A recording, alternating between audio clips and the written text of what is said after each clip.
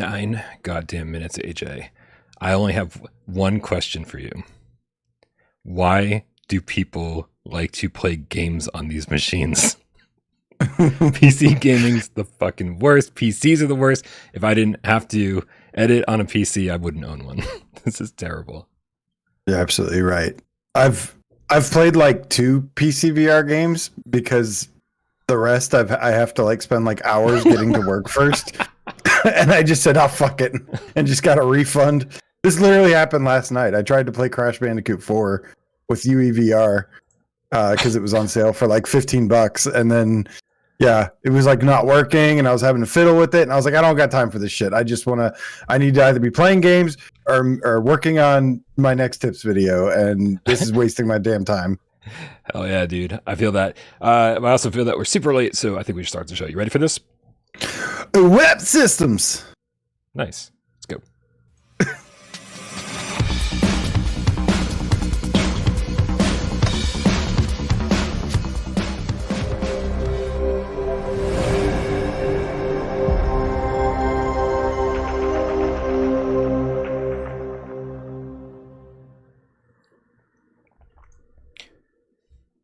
This is PSVR GameScast Live, where everything goes wrong all the time, where we film every single Monday, Wednesday, and COS Friday right here on YouTube. We do it live 6 p.m. Eastern for your viewing pleasure, but we also care about your oral pleasure. That's why our good friend RidePop uploads this to podcast services of your choice. And if you don't like all this, I know, trust me, it's going to be one of those days. If you don't like, AJ's desperately trying not to laugh at me for like stumbling over every other word.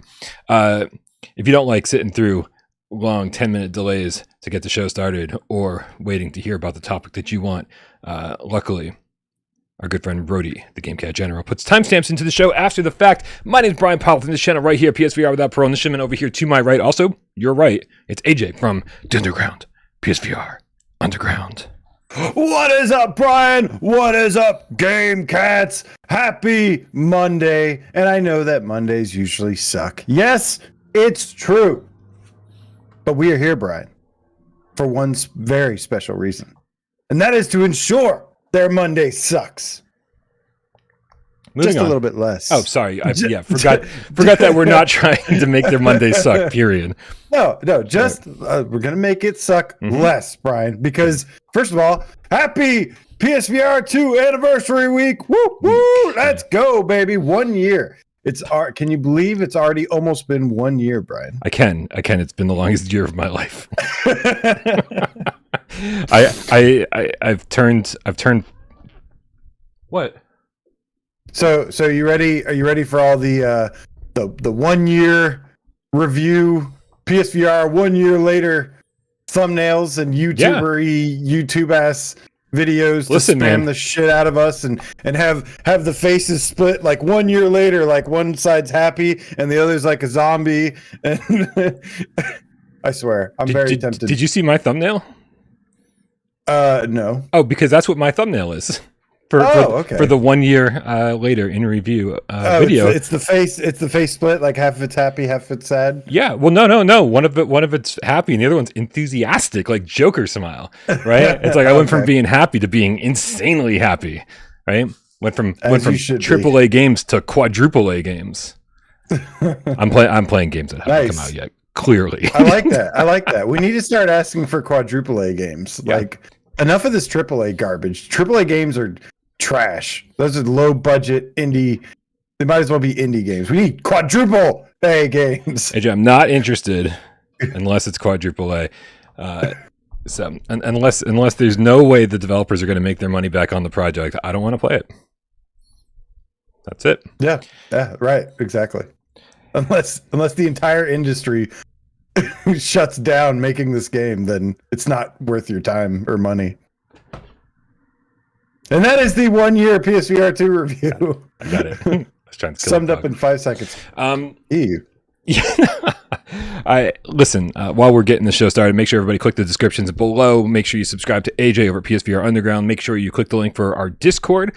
I got like an email last night that was like asking some very specific questions about specific games.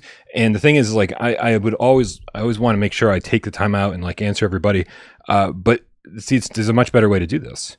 And I even suggested at the end of a very long email chain, say, hey, come join our Discord, right? Because if you ask these questions publicly, then if I get to answer it for the person asking, then other people will get to see it and say, hey, I also had this question. I'm glad it got answered. And like we get to address multiple people simultaneously. So if you ever get any like personal questions, not personal questions, like I don't want to tell you about my sex life, but like if you get any like questions about PSVR or PSVR2 or whatever, so I'll talk about my sex life. Just fucking post it in the Ask Bryan channel, and then like everybody, I can kind of like tackle a few things at once.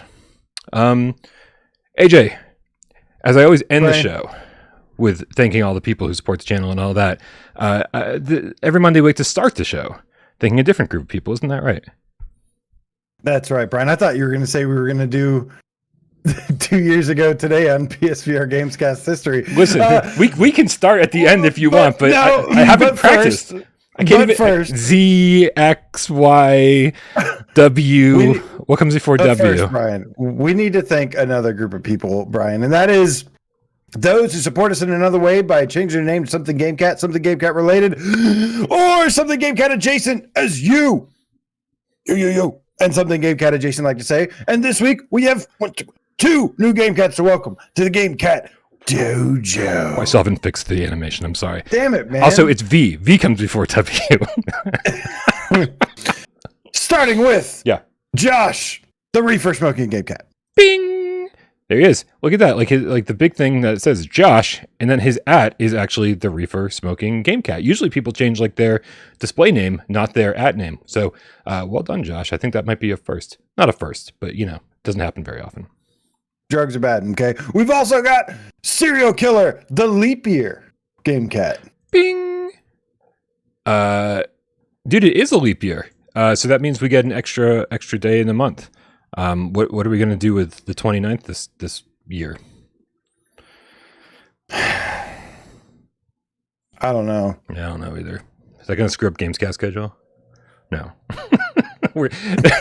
It doesn't mean we have an extra Wednesday or anything like that. That's not how leap years work. Cool.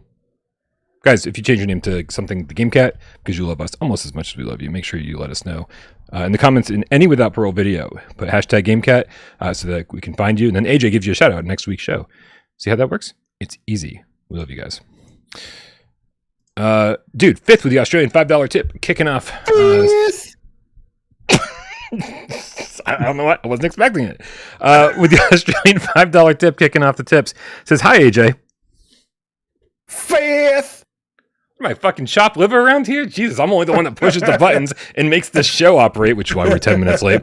Hi, AJ. Don't worry about me, 5th. Great job kicking skeletons' arse. You will have to stop VR soon with Final Fantasy VII Rebirth coming out. Oh, yeah, that's right. You're a Cloud stan.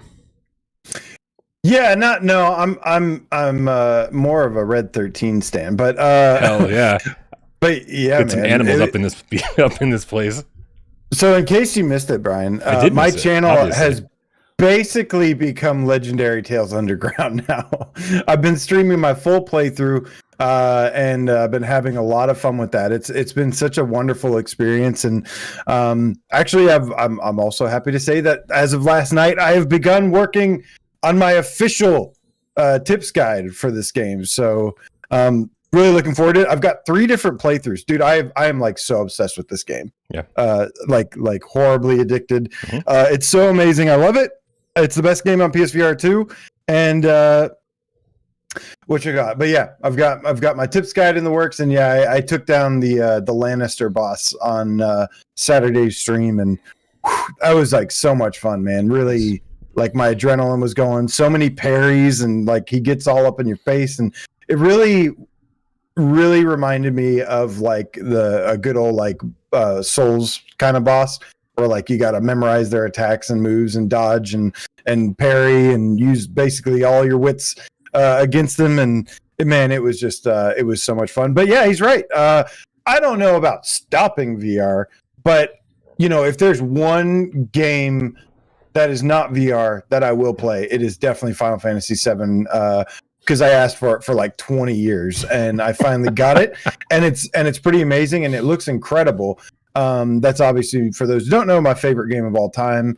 And so I'm really, really excited about that. I'll be streaming that on my Twitch channel, which I'm going to dust off the Twitch channel and stream a full playthrough of that. That'll be a lot of fun.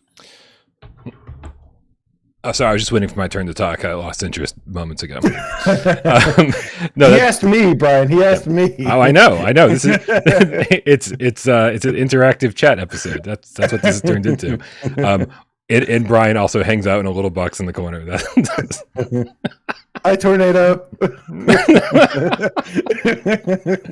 Dude, well, listen. Here's what I gotta say. I'm glad that you're really enjoying Legendary Tales and looking forward to the next Final Fantasy VII game, because I've been having an issue lately, man. Where like I've got a stack of PSVR2 games that I need to review, right? And that's why I'm not playing Legendary Tales still, because like I finished the review and it's time to move forward. I have to review something else. I have to move forward. And like, dude, nothing's grabbing me. Nothing's making me want to play VR, and it's kind of driving me crazy, because usually I'm so looking forward to new games and checking this out and checking that out, and like, hey, let's knock out another review. But that's not happening.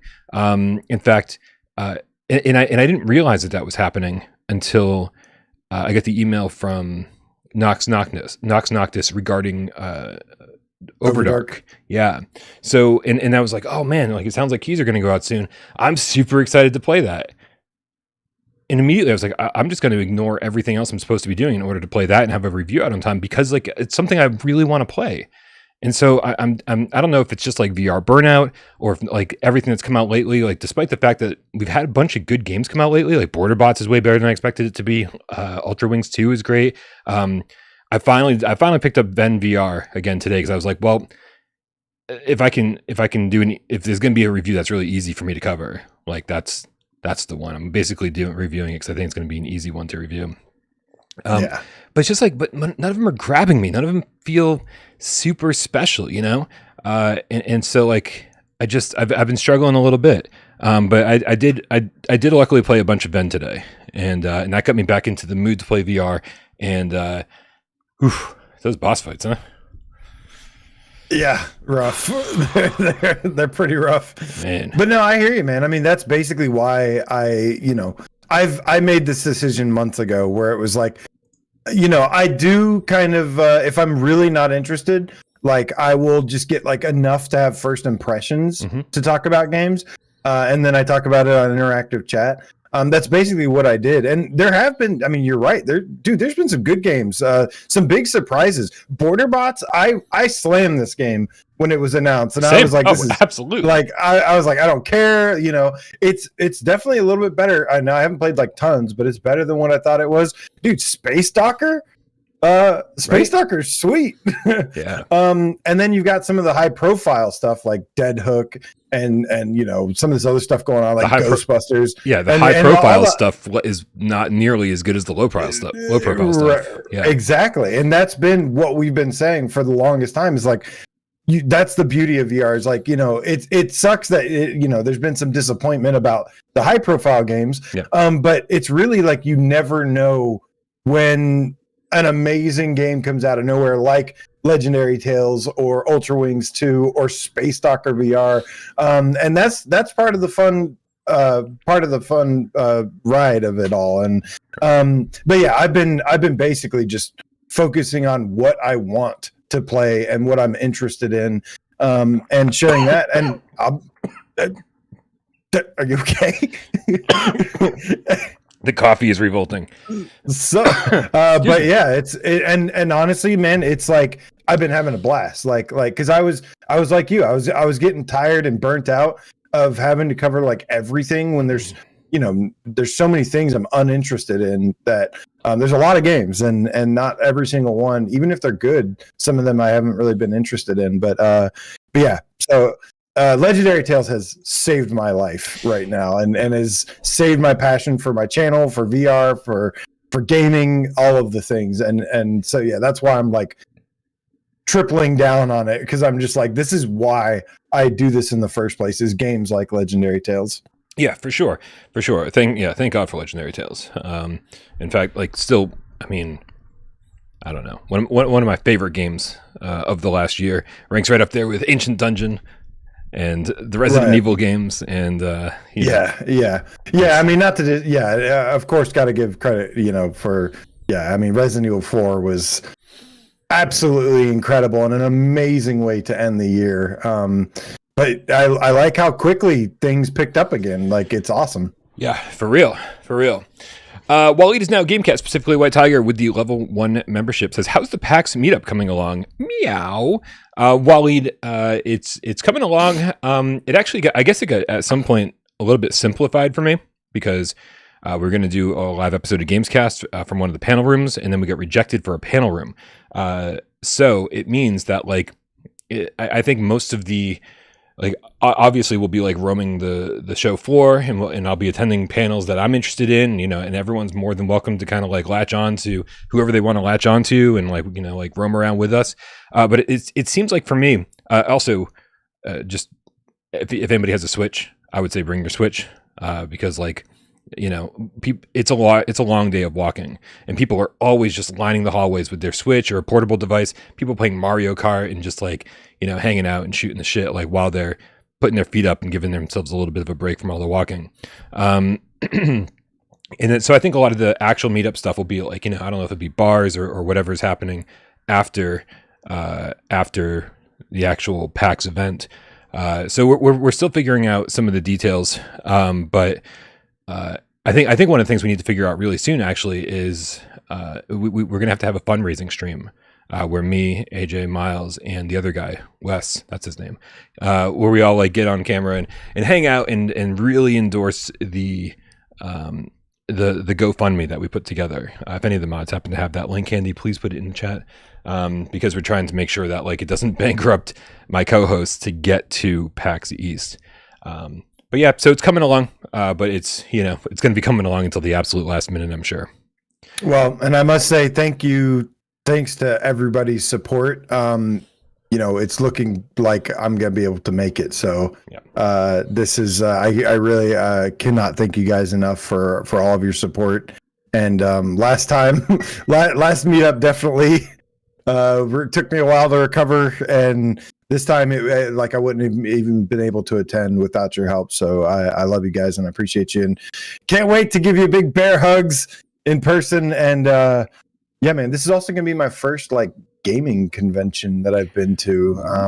I've never been. Atlanta doesn't get shit. Well, I guess we get like Comic-Con and something else. We get Comic-Con and Dragon Con, but those aren't like gaming. Like this is specifically a gaming thing, and I've heard PAX East is really cool, so I'm excited. Yeah, PAX is always for the gamers. Like, it's not a place where like you get game reveals. It's not like a media thing. It's really for gamers. Like, get to go hands on with games. I think like most of the PAX that I've been to, and I've got a really spotty track record when it comes to PAX. So it's not like I go to every one, even though it's like an hour away from me. There's always like this line of PSVR2 headsets, like. Just like Sony has them set up, and you get to demo a few different games. And I remember the first one that we went to as Without Parole group with Michelle and Des and Jeremy. They had some demos of games that weren't even out yet, like Star Child, but it was the same demo that was on the demo disc, so that was disappointing. But like Rick and Morty, we got to try like months before it came out, which was cool. Jeff Blanton says Dragon Con is the best of all cons. AJ, come on, man. I'm sorry, I didn't know that. I've heard great things actually about it, but I just haven't. I've been to like a reptile expo. That's the biggest convention I've been to. Did you say a reptile? Reptile. I think there's pills for that. Yeah, that and like a exotic animal expo. That's about it. Okay. Dead Ringer, the Gamecat Slee Stack with the $2 tip says, "Hi Brian, hi AJ. Oh, look, somebody knows that I'm here. That's refreshing." Living Legend with the Canadian $5 tip says, "Happy Monday, Gamecats. 3 more days until the big day. What an incredible journey it's been for me as a first-time VR adopter with the VR2. Ooh. Here's somebody who fucking appreciates what they got, dude." We've had one of the best first years of any console, any headset, anything that's ever been put out. We got so many fucking games, and like, just it's been so impressive. And people like, it's dead. PSVR's dead. Yeah, I'm gonna go buy a Quest. Go buy a Quest. You'll see how good we have it. Listen, I love my Quest 3. I really do, actually. I've been having a lot of fun with it. Cool. Yeah. And I'm really happy that, like, you know, I've got 2 headsets that I actually really enjoy. But we have it really good on PSVR2, man. Like, we have it really good.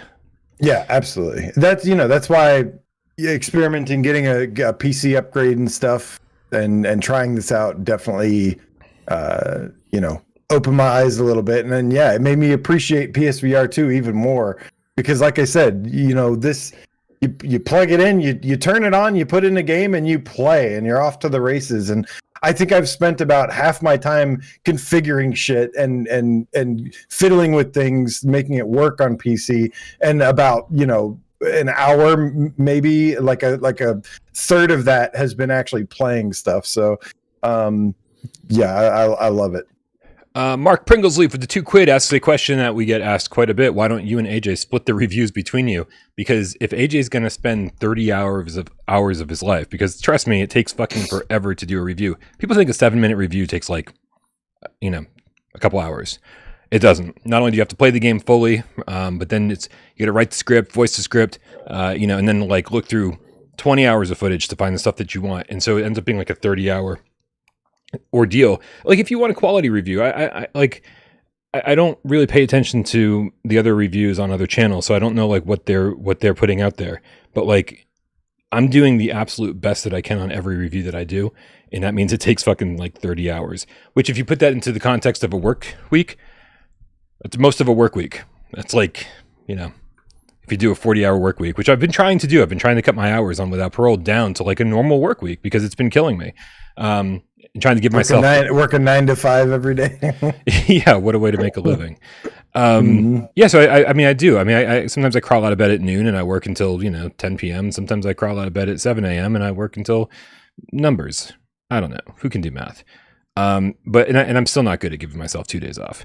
So the deal is, Mark, is that like if AJ is going to put 30 hours into a review, he should put it on his channel, right? Because it's a lot of hard work. He should get the subscribers from that because that's generally what brings in subscribers. He should get the ad revenue from that. And so like it's just, it doesn't make sense for any of my 3 co-hosts who all have their own channels that they, are trying to grow and support to put anything on Without Parole. If I had the time, I absolutely would right.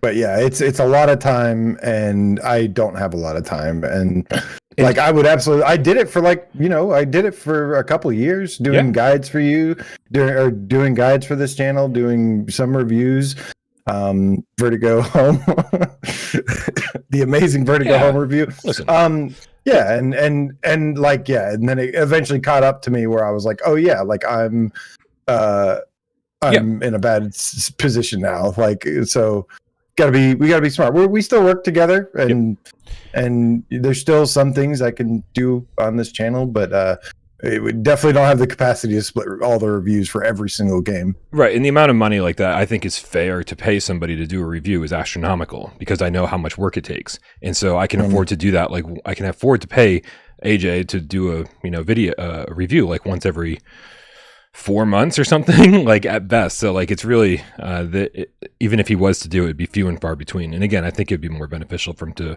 support his own channel. But thanks for the question, Mark. I know it's the logistics of Without Parole make very little sense unless you're knee deep in it all day. Like I unfortunately, the reality is we are real people that have real responsibilities outside of this. At least I do. Wait, what are you trying to say? You're not a real person. I am not a real person. You're just a YouTube character. Excellent. Man, AI has gotten real fucking lazy. Bambino Ramos with the $5 tip. What's up, Bambino? Bambino Ramos. He says, love you guys. Just wanted to say thank you. This community has kept me from going this community has kept me from going this past year throughout. I can't read, AJ. This community has kept me going this past year through all the bullshit. I'm finally getting a headset Friday. Holy shit, dude. Congratulations. Let's go. That's awesome. Let's go, Bambino. Also, I'm buying him a copy of Legendary Tales. Oh, nice. Yes. That's very nice of you. Bambino's in my neck of the woods now. So it's community effort, So now I have to sleep with my blinds closed. you just never know where there's a Bambino lurking. Gamecat Chicago, the $2 tip says, "You guys were the foundation of a year of my life." Dude, I don't know what that means, but I hope it involves pizza, because that's all I can say. All right. Guys, we haven't even started the show, and it's like 34 minutes in. Oh, that's not true. We started 10 minutes late. So yeah. I was thinking the same thing. I was like, God damn. But we do have some news to talk about, don't we, Brian? We do indeed. I just can't find the run of show that I saved right when we were having problems. Hold on a second. There it is. I hate computers. All right, man. First news story of the day comes to us from publisher Funtrain, who's updating people apparently on their Discord regarding the Exorcist Legion VR, which, of course, as we all know, is the first Exorcist game. The second one is not out yet. AJ, Brian, let me tell you what the news is, and then I got a question for you. Okay. So Bryan from Funtrain over on Discord says it's in final testing now.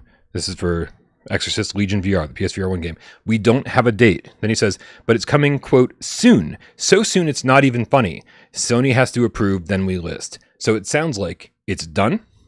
It sounds like they're just finishing up Sony QA certification, and then we will see it. So I mean, this is exciting, man. I love starting episodes of GAMESCAST with lots of news about horror games. I know you do. Did you? This was a little bit of a divisive game when it came out on PSVR 1.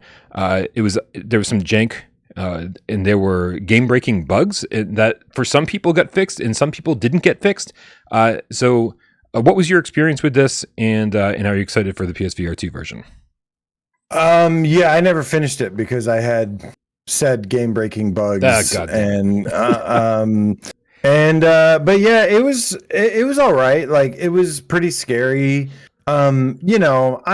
It's one of those more like scary experience things versus like an actual game. And I'm such a gameplay heavy person that like I like gameplay, and this was very much like, this is a great demonstration of VR technology, like being in these creepy locations, having, stuff to interact with, your Bible and your little holy water and lighter and all those things. So like, it was cool and all. And I love the Exorcist IP. I think the Exorcist original movie is like one of the greatest movies ever made. And so I still, despite some of the issues and whatnot, I was kind of able to look past that and have a pretty good time with it. And I think, let's see, it's Funtrain is publishing this, or is it? Yeah, Funtrain's publishing it. It was originally a Wolf and Wood game, and I don't know if you remember the controversy. Right. When the sequel got announced, S.I.N, Safety in Numbers, Wolf and Wood was like, "What? This is the first we're hearing of it," and it was being made developed by Pocket Money, who is also doing the Twilight Zone VR game, which by all reports is not super exciting. It's very mediocre. Yeah. But a lot of that had to do with the limitations of the standalone hardware. I think it could have been a little bit more fun and engaging if, if it had a little bit more horsepower to work with. Yeah. The Exorcist Legion VR, I mean, so as far as I was concerned, I think they killed it with the scares. That was like, what I need from a horror game first and foremost. I think they killed it with the scares. I thought it was actually, I've gone through this many times as somebody who's raised Catholic, went to, Catholic school and all that. The thoughts of like demons possessing people is like still very scary to me. The fact that like there's something like out there beyond your control. And so like, and this actually does a really good job, I think, of tapping into those, Catholic created fears. So I really enjoyed this one. Now, it looked the most photorealistic on PSVR 1. The controls absolutely sucked with the moves, right? I mean, like, they weren't good controls in the first place, but with the moves, they were even worse. So that's what I'm hoping, man. I'm really hoping that they've like, taken advantage of PSVR2, made it, even crisper, right? To take advantage of like the 4K display. And then on top of that, like really took advantage of the Sense controllers so that it's fun to play.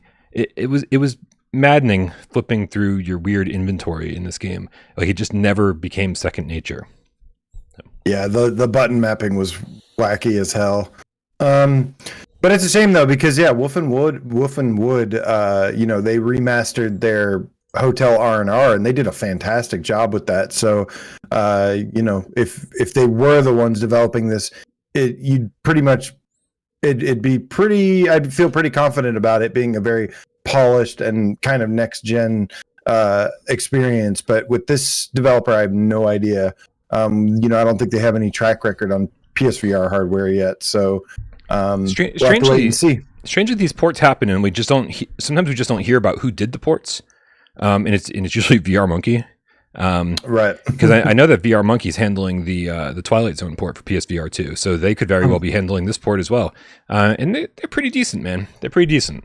They're getting better for sure. For sure. But then there was an update on there's a minor update on the new Exorcist game, Legion VR S.I.N, which was the trailer that I had. We haven't seen a single piece of gameplay for this, and dude, I was this close to debuting it on the award show, but it kind of fell through at the last minute. But so Safety in Numbers Exorcist Legion VR S.I.N is the multiplayer game, and we haven't, like I said, we haven't seen anything about it, and so the minor update we got on that was that, quote, it has a multiplayer co-op campaign that can also be played solo, which is really good news. And that, quote, its new VR hardware programming technology has come along in the past 18 months, forcing developers to go back and redo a lot of the work to take full advantage of these upgrades. Nobody wants to release an obsolete game. Now, AJ, that to me screams dynamic foveated rendering. Like, they want to go back and take full advantage of the hardware for PSVR2. Like a lot of developers developing on Unity weren't able to take advantage of dynamic foveated rendering and really max out that resolution and frame rate the way they want to. I just feel like that's what they're inferring here. Although obviously it's coming out for all headsets. Yeah, I would hope so. I think at this point, we hope to start seeing more and more games launch with dynamic foveated rendering, or at least you take advantage of the hardware to the best of their abilities. It was something that didn't really help developers or help games that launched last year brand new on the system. And so, if you release a bad port, like you're going to feel the effects of that for sure. Yeah. Let's see. Thundercat with the five quid says, watched all your shows, so looked up other channels, and it's made me realize just how good we have it as cats. You four are the best for sure, dudes. Thank you. Wow. Thank you. That's about the best compliment I could ever ask for. It's one thing when people say, oh yeah, I watch your channel all the time. But it's like when people say, well, do you tried to watch other channels, and I came back here. It's like even a bigger compliment, because I don't know what's going on out there. I have no idea. So thank you for scouting the rest of the VR landscape for us. AJ, this is not the end of the horror news of the day. As you know, recently Madison VR got a delay into March. Surprise! Right? I don't think anyone's surprised. No, we called it last week, and then the next day it got announced that it was postponed.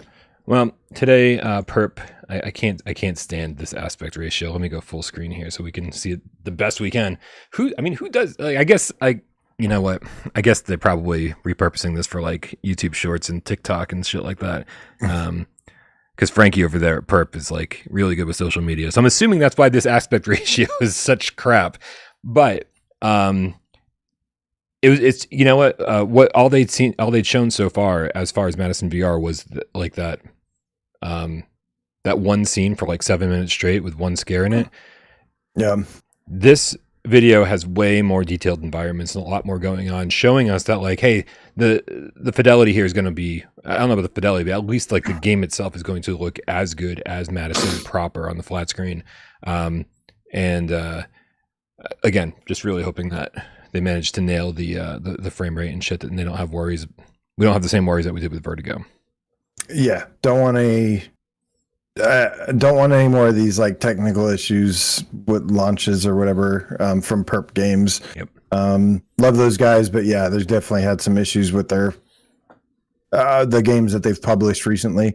But yeah, I've been trying to do a completely like media blackout for this game. Mm-hmm. I want to I hear how scary this game was flat. And it's one of my most anticipated horror games, one of two pretty much, the other one being Phasmophobia.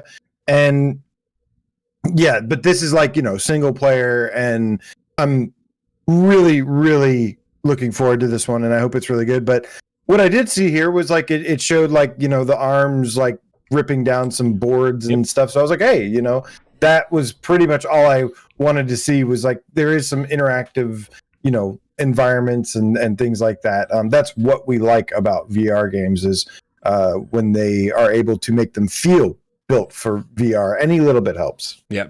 This stuff with the hammer and the boards looks great. I remember one of the early teasers they gave us. There was like a light bulb hanging down, and like the hand was pushing it and changing the light source around the room and everything. So like, it sounds like they've been putting a lot of work into this.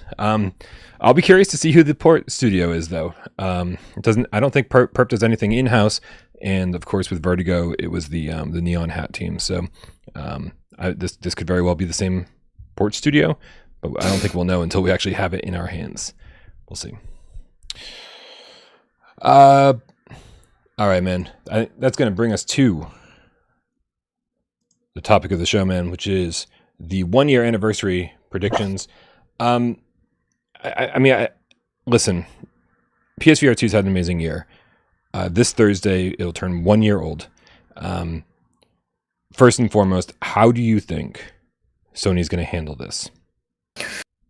Well, yeah, man. So, this is the thing, is that this is, like you said, the first year of PSVR2 is about to happen. The anniversary, 1 year anniversary, is happening Thursday. And I do think that there is going to be some sort of event, some sort of something going on. So much, in fact, that I've actually taken the day off of work and to be prepared for anything to happen. And likely will be joining you again here on Thursday, so that we can hang out for the day, maybe reminisce of our favorite, memories from the first year, some of the highlights, some of the lowlights, any other discussions we can have. And yeah, as far as like what Sony's going to do, I mean, to me, I feel like Sony is going to do probably a PlayStation blog, the kind of thing, maybe some YouTube trailers, because that's basically what their marketing has been. And we did just have a state of play.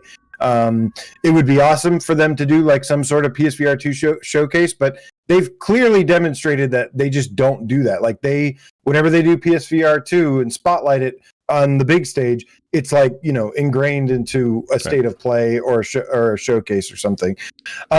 So I'm expecting a spotlight, maybe like one of those spotlight days where they, hopefully they share like a cool, hey, this is whoever from, Sony Interactive Entertainment. We talk and they share kind of their perspective, their marketing perspective on PSVR2's first year. Maybe it'd be cool to mention like, it's past the 1 million sales mark would be awesome. But that's basically what we think is going down, and we'll be ready for it here Thursday. But we also, to have a little bit of fun, Brian, we came with some predictions as well. For sure. I think you hit the nail on the head as far as what Sony's going to do.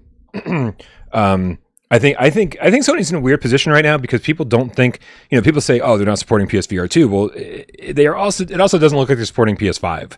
right? There's been like really weird quotes coming out of Sony recently being like, oh, there's not going to be any like, major IPs, major first party IPs until 2025. And then people like totally misconstrued that. And so people are like, people are pretty upset right now. And so if Sony was to do something PSVR2 focused in terms of like a showcase or even a PSVR2 state of play, I think there'd be a lot of pushback on that coming from the PS5 fans saying, this is what you're spending all your money on, right? When clearly it's not like at all, right? And so yeah, I think they're doing the smart thing in terms of, kind of like just throwing us a bone here and there in the middle of state of plays or, maybe even in a showcase, but like, yeah, nothing dedicated. And so when they do things on the PlayStation blog, no one takes that shit too seriously. No one goes, oh yeah, this is fucking crazy. Look at all the, oh my God. So a PSVR spotlight where if you guys have been around for a while, some of the previous PSVR spotlights have been, they kick off at 9 or 10 a.m., something like that. And it's all on the PlayStation blog and they just post something new every 10 or 15 minutes, which leaves us going, oh, they just announced a new game. Oh, they just announced support. Oh, and you just keep hitting F5 for like fucking 10 minutes until you see what the next announcement is.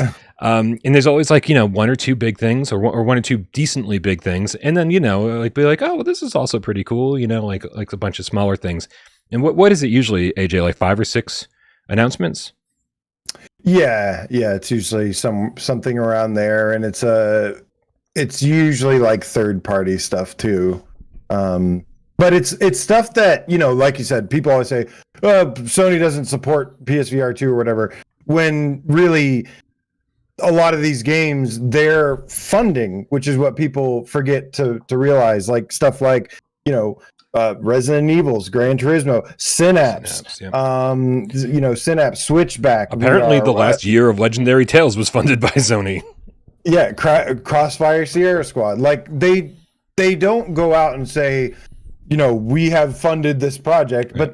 but we know we've seen many times behind the scenes that a lot of these studios, they talk and make deals with Sony's, executives or whoever it is. And they give them the green light and they say, yeah, let's do this.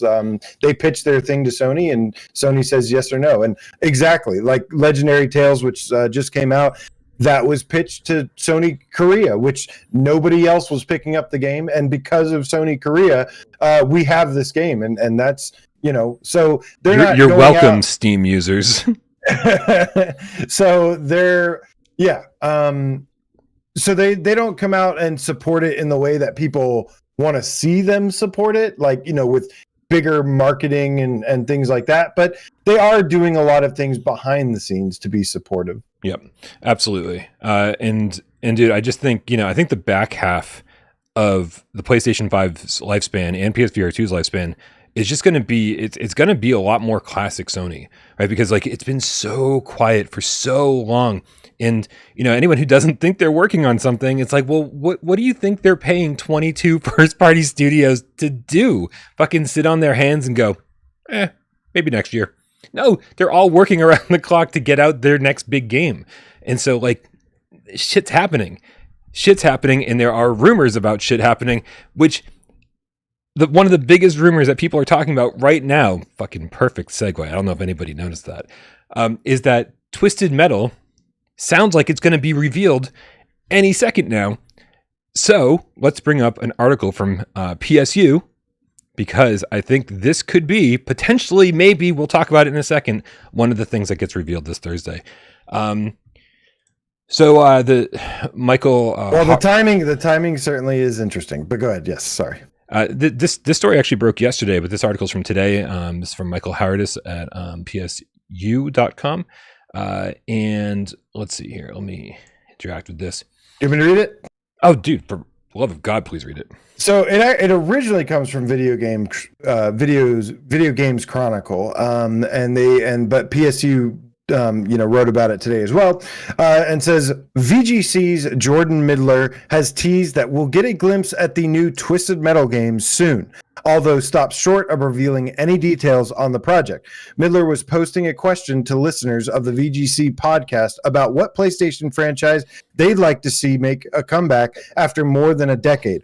MotorStorm was one of the suggested, while another posted up an image of Twisted Metal. In response to the latter, Middle replied, quote, "You won't be waiting long for that," winky face, which suggests we'll be getting a formal reveal soon. And then, of course, they have linked to their previous article, which came from February 14th of 2023, which was that Firesprite Studios' Twisted Metal game rumors gather pace, points to VR support, and a day one PC release. And this was back when, these Twisted Metal rumors have been kind of going around for quite some time. They had this TV show. David Jaffe, one of the original creators of Twisted Metal series, says that he knows that a Twisted Metal game is in development, but he doesn't know much about it. They suspect Firesprite Studios has been handed the IP to work on, and as we all know, Firesprite was hired on by Sony as a first-party VR development studio. Now, they could be doing other things. We'll get into that a little bit more. But it's really, really interesting that this guy says, this is where you and I kind of connected the dots earlier today, which was they said, we suspect something happening for the 1 year anniversary. It's happening Thursday. Right. We think there's going to be some kind of announcement, something going down.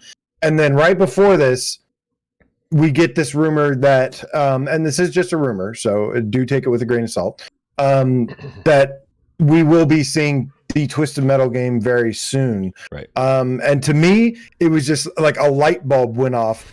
Now, to call this like a dream scenario is almost an understatement. I mean, for me personally, while I'm treating this very much like a rumor, I am definitely, this is going to be something that I'm going to be looking out for on Thursday to see if it actually happens, because this would be absolutely mind-blowing. I mean, the skeptic in here says, my skeptic brain says, no, that's not what Sony would do. That doesn't make any sense, in many different ways. But my heart and what I want to believe absolutely says that, the reason I bought a PlayStation back in like the mid 90s in the first place, Twisted Metal series, my favorite IP of that generation, getting VR support, getting announced soon would be cool, but to also have VR support would just be like mind melting to me. Yeah, I love that you're like, it doesn't sound like something Sony would do because it's something we want. Like, that's essentially your argument. There's no way it's happening because we want that to happen. Well, when it comes to Sony handling, VR games, they tend to be kind of safe. And like, you look at Call of the Mountain, like what they made, to me, that is like the very like safest thing you could think of. But hold on. Let me interject here, because I feel like, again, we've talked so much about Sony's strategy when it comes to VR, whereas Sony hasn't talked about their strategy when it comes to VR. I think it was actually more of a risk to do Horizon Call of the Mountain right out of the gate, right? Because here's a built from the ground up for VR game that's going to cost way more money than just bringing something existing into VR like Gran Turismo 7. And so we talked so much about their strategy, but they have not been public about their strategy. I think Twisted Metal would be a great way for them to start talking about it, or at least start showing us the fruits of that plan, right? So Twisted Metal being a hybrid game sounds perfect, because it's not a game that like you get out of your car and run around and do shit in, right? This is it sounds, I don't want to call anything easy from a game development standpoint, but it sounds about as easy and safe as you could get, because here's a game that you're in your car the entire time, just like Gran Turismo. And so bringing that into VR would be way easier than bringing something like Resident Evil 7 or Resident Evil Village or 4 into VR, because then you're mapping all these hand motions and hand animations and things that you just didn't have in the original game. So I think this is would be an amazing first step to show people the hybrid strategy. Yeah, when I said safe, I'm referring to kind of the gameplay design. Like, Sure. Horizon is an open world RPG, like action RPG, and with a lot of cinematic stuff going on. And Horizon Call of the Mountain was like when I say safe, it means it's like they took that IP and made like a 7-hour climbing game with it, mostly. That's what I mean by safe, not necessarily the project itself or investing in that. But yeah, and to me, and it's due to, we hear a lot about, Sony and especially like Sony Japan having a lot of the times really strict guidelines as to, you know, how they want developers to make games, and oftentimes it's the opposite of what you know, the hardcore gaming audience wants. We want, you know, we want to be in these crazy, you know, over the top things. We want Ace Combat and flying around in planes, right, you know, over climbing up rocks, you know, and so they've always had it a little backwards there, but they're getting there. They've not always had it backwards, but you know, we've seen some examples of them really cutting it loose. But yeah, to me, like, you know, driving around and crashing, and if there's ramps, if there's things like that, that's where I'm like, I wonder what Sony executives would think of this. Are they going to think, oh, this is really fun, or oh, that's just going to make people sick? You know, it's not just like there's a reasoning behind it, basically. Sure. But yeah, man, this would be an absolute dream come true, and it would be a wonderful fit for VR. And it's nice to see, you know, it's just nice to see Twisted Metal getting some love again, because like I said, this was my favorite IP throughout the PS1 era, through multiple things. I even like Twisted Metal 3. That's how you know I'm a real fan. All right, listen. So when we bring up Twisted Metal as something that like is probably being announced for PSVR2, we're hopeful that that's being announced for PSVR2. Of course, flat screen as well. It also comes with a bunch of questions. Like Flamehat the Gamecat in the chat says, would they really announce a Twisted Metal game in a PSVR2 spotlight? This is the problem, right? Twisted Metal used to be this massive first party IP that was like cherished every time a new one came out, right? But then like 3 kind of fell off, and 4 fell off even more. And then I think the last really great one we had was Black, right? It kind of brought everything back to its roots, and was dark, and it was awesome. Great soundtrack, great action.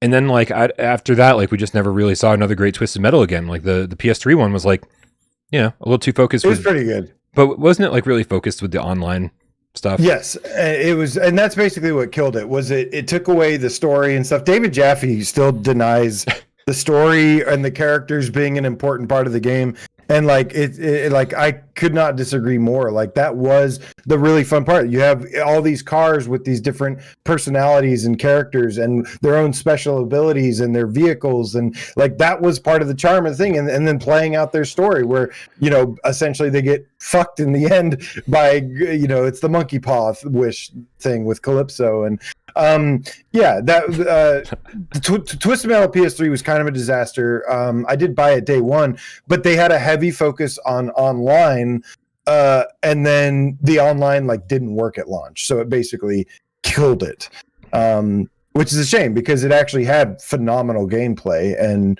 a lot of great qualities about it. But that decision is what I believe destroyed that game. But this brings us to the question at hand, AJ. Twisted Metal used to be a big IP, used to be something that was really cherished in the PlayStation community and the PlayStation ecosystem. Only recently has it become cherished again because of the Peacock TV show. Do you think it's too big of a franchise now to be revealed at a PlayStation VR2 spotlight, or do you think it's too small of a franchise to be introduced anywhere else? Well, I would think that you know, I see the logic there, that, you know, this is something you'd probably expect to see at a showcase, at the big stage. Right. So yeah, I do agree with that. At the same time, there's been several occasions where like the marketing and stuff with PSVR2 has been baffling, and there's been things I'm jumping up and down going like, why wasn't this at the State of Play? Why are you showing this on the PS blog? Astrobot rings a bell. Yep. There was their E3 2018. They showed Trover Saves the Universe at E3, and they announced Astrobot in a freaking PlayStation blog. Right. So it wouldn't completely surprise me. Like, it'd be like, yeah, you know, I'm just used to it at this point. I'm like numb to it. But I do get that, you know, something, again, these high profile games, you typically want to announce them on the biggest of stages possible. But so yeah, that could be a possible thing. But again, I could also see them announcing something really big in the PlayStation blog these days.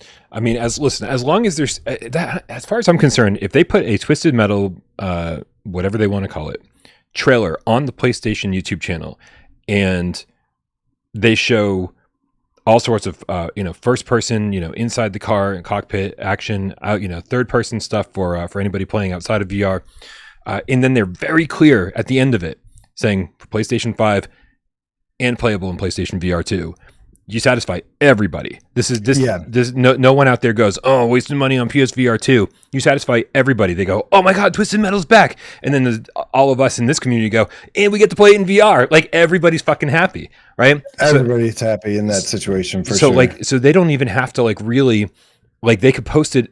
I think the happy medium answer then, the good compromise, is for them to do it as a part of the PSVR2 spotlight, to let people know, hey, we're supporting PSVR2, but then also drop that trailer simultaneously on the PlayStation YouTube channel, and just make sure it says PSVR2 at the end of it, and that way you're not pissing off anybody, right?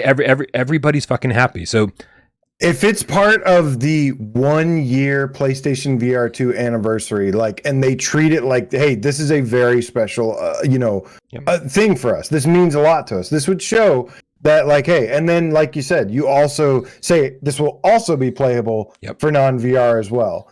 And that way, PSVR2 gets a big celebratory announcement, but then also flat screen gamers aren't pissed off too, which would be nice. So that would be the perfect scenario for this. Which means they're not going to do it, because that's what would make everybody happy. They are going to do it, I believe. Yeah, no, the more we talk about it, the more it makes sense. Initially I was like, yeah, this is too big to be announced at a PlayStation VR2 showcase, or spotlight. But there are absolutely perfect ways to do it to make everybody happy. Okay, AJ, before we move on to some of our predictions, let's knock out a couple of these awesome tips from our awesome community members. Awesome what? Tatums? Awesome Tatums? Do we just call all of our viewers Tatums now? Oh, because awesome Tatum. Got it. Wow. Living Legend with the Canadian $5 tip says, Brian, have you ever considered also covering the paranormal on your channel? Let me tell you something. If I decided to cover paranormal shit on my channel, it would suddenly, we'd be doing great here. I'd actually be making money and shit. And I'd probably have to move away from VR because the paranormal shit would be paying all the bills. And the problem is, and I know you guys think I'm fucking crazy, but my apartment used to be insanely haunted. And then I asked all the ghosts to leave. And when I asked them all to leave, by name, by the way, it took 30 minutes to go one by one. This place has been really quiet. I know that sounds fucking crazy. And it's oh, Brian's fucking bipolar. That's true. But yeah, it's been really quiet around here. So I've got no paranormal activity to speak of. So it would be great. Unfortunately, I got nothing to show. I would love to be a ghost hunter, though. I think that'd be a lot of fun. Yeah, if ghosts were real, were actually real, go fuck yourself. I would absolutely be a ghost hunter, but they're not real. It's all TV bullshit. The TV bullshit is absolutely TV bullshit, right? Zach fucking Baggins. Oh my God, what a douchebag. But seriously, I mean, he's as bad as the people walking around with Apple Vision Pros on their face. I'll tell you what, public. I don't believe in ghosts. I don't think they're real. But they still are. I do find them scary. When I'm playing games or watching movies. Sure. It's some of the most scary things to me. But that's just my imagination playing with me. Yeah. Fifth, with the Australian $2 tip, we're just going to ignore the fact that AJ doesn't believe in ghosts. Says, hi, Brian. Oh, look who remembered I'm here. Thanks, Fifth. Violator, the Gamecat Metal Messiah, is that what it is? It got cut off. Just wanted to say hey to everyone. And Brian, thank you for the $10 tip, man. What? He's not the visitator or the vibrator. He's the violator. It's a Did you say visibrator? Was that? I don't remember what he said. I don't remember the whole quote. It's a Spawn reference. I mean, I remember the Violator from Spawn. I remember he debuted. Dude, John Leguizamo killed that role. That was the only good thing in that movie. That was a terrible fucking movie. I remember going to the theater to see that. The HBO series, so bad. The HBO animated series is pretty good though. Probably the two most disappointing movies I've ever seen are Spawn and Wild Wild West. I was insanely hyped for those movies, and they were terrible. I think it's your fault for being insanely hyped for Wild Wild West. Wicka wow. Yeah. Wow. don't even know what to say. I know that whole song. I think I could probably sing that whole song, but I'm not going to. Sexy Justice with a $10 tip, which is, by the way, a great name because all justice should be sexy. Here's a question I have for you, AJ. Do you see this emoji or emote? I don't fucking know what they're called. That Sexy Justice sent. Is that praying or a high five? That's praying for Twisted Metal VR. Okay.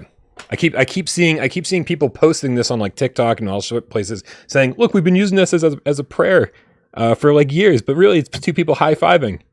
I'm like, I figured I'd ask you guys. You'd know the truth.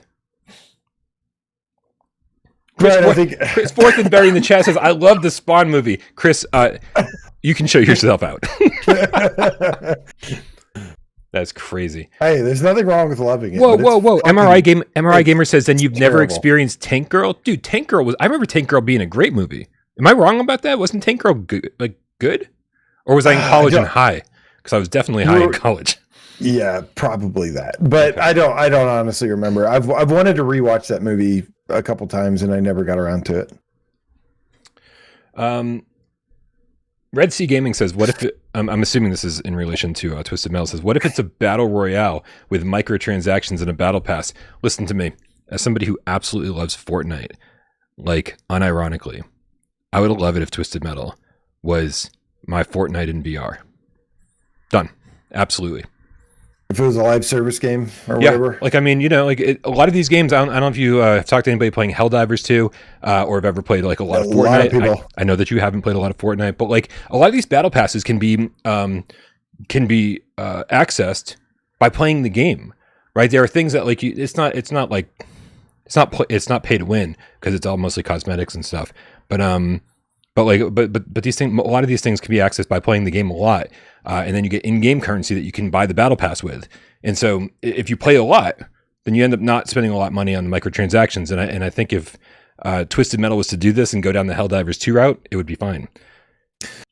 Yeah, shout out to Helldivers 2, which is killing it, by the way. Seriously. Doesn't even have enough server capacity. That's awesome, man. That's a huge win for Sony right there. Didn't they say it was like doing better than like the last 5 Sony games that they brought to PC combined or something like that? Something like that. I know they hit their server capacity at like 450,000, which is insane. But yeah, as a huge fan of Starship Troopers, one of my favorite movies of all time, one of my many favorite movies of all time. It pleases me to see this. Now we just need VR support for Helldivers 2 and everyone will be happy. Yes. Right? I mean, come on. Happy. It looks like a game that would be great for VR.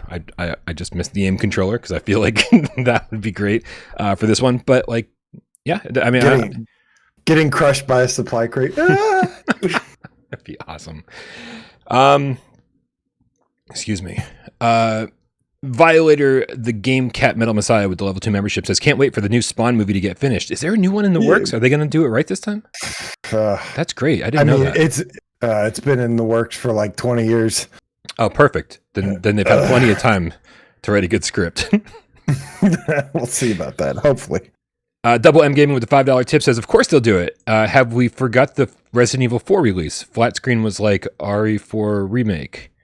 LOL. Okay, I'm losing it. Have we forgot the Resident Evil 4 release? Flat screen was like RE4 remake, and we were like in VR content. Checkmate. LOL. I'm so lost. Sorry, man. I'm gonna have to move on. Joshua Rosscart with the $5 tip says, AJ, you rock. I'm getting real tired of this. All right. You go just full screen me the rest of the show, Brian. I got it from here. Yeah, this is not what AJ's ego needs. I promise you. He says the other guy isn't bad either. Thanks for everything you guys do. Love you, Joshua. Thank you so much. Tornado is a girl. Oh my God. Scott, the PSVR Gamecat for Life with the 5 quid says, Brian, I bet your build. You can just stop it, young man. We love you, Brian. We love you. Scott says, I bet your builders took all your ghosts away with them after they finished your kitchen. Are you sure they weren't Ghostbusters in disguise, Brian? Listen, we're going to have a separate conversation about this because a lot of this has to do with my kitchen. Anyway, let's get back on track, man. So that's enough about Twisted Metal. It sounds very convincing to me. That is our prediction number 1. Oh, good. Well, that's probably our biggest prediction. We kind of led with that, but that's okay. That works for me. It deserves it. It's all downhill from here. I feel like this is how the PSVR2 spotlight's going to go as well. By the way, I think it's going to be like Twisted Metal. And we're all like, yes, and this is just the first one. And like an hour later, we're going to be like, well, at least we got Twisted Metal. Winds and Leaves remastered. hey, listen. It wasn't a bad game. I liked it. I liked Winds and Leaves. You're just a hater. Hey, I gave it a 6 or something. It's close. It's not very good. Yeah, I don't know. Yeah. Anyways, all right, man. Hit me up with another prediction. All right. Another prediction we have here that you can totally make fun of me for being wrong about. Aces of Thunder is going to get an official release date. I am not going to make fun of you about that at all because all the evidence points to it. The developers were out on Twitter talking about how development's almost done. They were talking about how it's running at 90 native.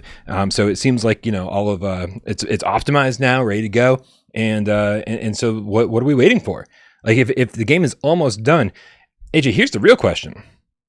Do you think it's possible that the game's going to stealth launch on Thursday? That's where I was like, okay, I figured I'd be safe and we'll get the release date, and that would also cover the drop of it as well. Mm-hmm. It's technically a release date if it drops on that day as well. It could happen. That would be a great surprise. Yeah, I mean, dude, the developer's saying it's almost like it's basically it's just about done, and that was a couple weeks ago. I mean, this is. I think release date, but it'll be sometime soon. Okay. Like we won't have to wait that long for it. Maybe March. Okay. Man, March is already starting to heat up. I'm getting nervous. Yeah. No, this one. So it's actually funny that you brought this one up. This one was on my prediction list as well.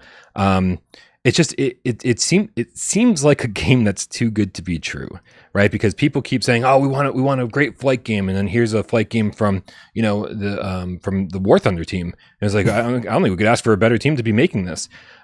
So I think this is going to be one that everyone's excited for. And if we don't see it on Thursday, I think more than any of the other predictions here, I'll be surprised if we don't see this one. Yeah, it seems like it's going to be really fun. My only concern is, if it's multiplayer only, how strong the player base will be, how much depth it has. Yeah. I'm worried about this being. I expect it to be really good. The only problem is fun. I mean, to play. The only problem is I worry about is how is it going to be shallow or not? But I'm very confident it'll be fun at least. Yeah. Did we ever get any I'm heading over to the PlayStation Store right now because I saw somebody in the chat say, Pietrek F, what's up, dude? He said it's only multiplayer. Did we ever get confirmation on that? No. Most of the signs, most of the description makes it sound like it's multiplayer. We weren't sure if it was going to be free to play, and it said they actually put in one of the features that it's a paid game or something. Yeah, I remember something like that. Which I think we were happy about, right? Because it's like because if it's a shallow game, then maybe free to play wouldn't be the worst thing. But if it's got a little bit of depth and replay value to it. Which I'm not really expecting it to, but it would be a great surprise. It does seem like it's been in development for quite some time. So just the store listing, just FYI, says experience the thrill of aerial combat like never before, blah, blah, blah. Upcoming VR game made specifically with the capabilities of PSVR2 in mind. It'll be focused exclusively on aerial combat and distributed on a paid model, right? Because a lot of people were asking. With different competitive online game modes available, such as team versus team and single duels, you'll be able to test your skills against other virtual pilots in intense aerial battles. This definitely makes it sound like it's all multiplayer. Yeah, which is what we expected. But yeah, I mean, team deathmatch, dogfighting, that could still be pretty cool. Yeah, I mean, we've been waiting for RC Airplane Challenge to come to PSVR2 forever. Looks like Gaijin Entertainment's going to beat Reggie to the punch. It doesn't say, there's definitely not a lot of information here. It seems like the store listing was done purposefully to say, hey, we'll have more information for you later. Because I mean, even the very last paragraph of it says, "Stay tuned for the release date announcement and be ready to take on the Skies and Aces of Thunder." So I think this is lending more credibility to the idea that, like, hey, the next announcement we see from them is going to be a release date, not a stealth drop. So, but like you said, I think March would actually make a lot of sense. So yeah, March, spring, maybe, it'd be annoying if they came out and said, we have a release window, spring, Q2, but it'd be better than nothing, I guess. Yeah. I mean, at least just to see more gameplay. Right. More gameplay, talk about some of the modes, talk about exactly how it's going to work. I think there's still a lot of questions regarding this game. Big old PS blog info drop. I hope we get a nice long trailer, to be honest, because the trailer that we're seeing here actually looks pretty damn good. But like something that's a little bit more explains the different game modes would be great. Yeah. Yeah. What's your next prediction? My next prediction, well, I'm going to go for a super safe one. We've been waiting to hear from the Wanderer team for a while, the team over at Mighty Eyes. We have not heard anything about Fragments of Fate for a little bit. They've been really good with their social media, but we haven't gotten a release date. Yeah. And to me, it would just make a lot of sense. Like, I think this is one of the more anticipated PSVR2 games. There were a lot of people who had already jumped ship at the end of PSVR 1 and didn't get to play, Wanderer because Wanderer was PC and PSVR only. It never made its quest, and then this one's going to hit all platforms. So I think it would be a pretty safe bet to say we'll get a release date for Wanderer Fragments of Fate. That would be awesome. Although I do think that is worthy of like a state of play or something. Like that's really one. Did they originally show that at a state of play, or was it a PlayStation blog? God, I have no idea. I think it was. I think it was a state of play that they originally showed that at. Sounds right, but because I remember a lot of people seeing it and being like, but yeah, man. Oh, Wander. I mean, one of the best VR games I've ever played in my life. I still think to this day it's one of the best VR games ever made. So yeah, for those who never got to play it on PSVR 1 or just never really heard about it, we are likely in for an awesome treat on the next gen version.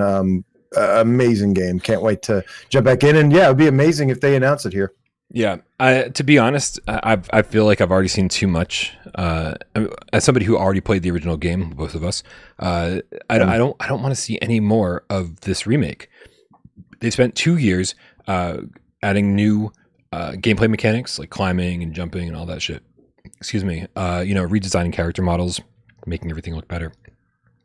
They've spent just as long redesigning this game as most studios have spent designing their game in the first place, right? So I think there's going to be a lot of new additions. They've talked about new places to visit, new characters to meet, new puzzles to solve, and like I don't want to see any of that, right? Because I want to go in and like be constantly looking around, being like, what's new, and then when I actually see something that's brand new, be like, oh shit, this is what I was here for, right? So I'm a little bit nervous. I don't want them to reveal too much, but as long as I get a release date, I'll be happy.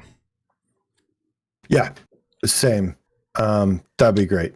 Real quick for my next prediction. Okay, go ahead. Okay. Yeah. No, okay. Yeah? I mean, it is your show. I don't want to interrupt you. Slapping that ass with the $5 tip says $5 from the Ghosts Aren't Real gang. That's right. And he plays bass. Must be a bassist thing. Bassists are just immune to ghosts. And he slaps that ass. Man Bear Pig Gamecat with a $2 tip says favorite Twisted Metal character. Go, Bryan. Wanderer drop. Man Bear Pig Gamecat. He does exist, AJ. My favorite. Oh my god, dude. I haven't. Okay. I mean, how is the answer? Anything other than Sweet Tooth? Sweet Tooth is a good one. Yeah. I mean, I think the fan favorite is probably Mr. Grimm. Was Mr. Grimm the motorcycle one? Yes, yeah, with the skull. Yeah, that's Mr. Grimm. Well, he asked you, so you go first. Dude, it's been so long that I can't remember. Like, I honestly don't remember the characters I used to play with. What was the purple car? Was it a hearse? Not Thumper. No, the hearse. Shadow. I think I used to play with Shadow a lot.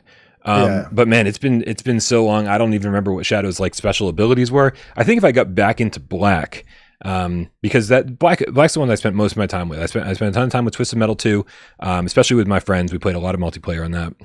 And then like I never really played 3 and 4 because they got bad reviews. And then I spent a ton of time with Black because it was amazing on PS2, and then got Head On PSP and was like, meh. And that's sort of where I fell off. So like it's a very specific time period where I remember Twisted Metal, and I was drinking heavily, so I don't remember a lot. I used to always start out playing as Spectre. I basically revolved with switched through 3 different characters. Spectre, because I always loved the Whistler missile that could like hit anyone from anywhere. But my favorite character probably of all time is from Twisted Metal Black. I really loved. I remember it blew my mind playing as Outlaw. I don't remember if that was his name in thing, but the police officer or whatever. I remember Outlaw. And his story, it's usually Outlaw was usually a girl in the first 2 games. I know there was like her brother too, but Outlaw was like his own character in Twisted Metal Black, and he had the most amazing, like shocking story that was just really awesome. And I also really liked playing as Warthog too. Man, all these names sound familiar. I'm looking them up on the wiki, and it's Warthog, Roadkill, Shadow, Roadkill Thumper, for sure. Axel, Sweet Tooth. Was Axel the one with the 2 giant tires with him standing in the middle? I was like, maximum power. What if I'm going to enter a vehicular combat competition for my life? I'm just going to stand there in the middle of the 2 tires. I think that's the worst idea possible. Damn, he had a great story too. And then there was like Twister, Grasshopper. I remember Twister actually created a tornado, right? Like as their special move. Like actually like pulled everybody up into it. Yeah. Wow, dude. Okay. So many amazing You're bringing back some great memories like that I don't even remember having. Yes. It's your turn. Anyways. Let's do a prediction. So next prediction. There will be a third-party spin-off announcement of a popular IP. Third-party spin-off announcement of a popular IP. Like a Sony-funded third-party game of a popular IP. Maybe it's not a spin-off. Maybe it's well, it would probably have to be a spin-off. Something like, kind of almost like Metro, but something else. Okay. But yeah, my next prediction is a third-party game, VR game based off a popular IP. I kind of forgot that Metro got announced. Not gonna lie, Metro VR Awakens. Like, I mean, we didn't see all that much of it from was it the State of Play where it got announced? It was Metro and Legendary Tales. Like, yeah, it might be time to get some more details about Metro. But.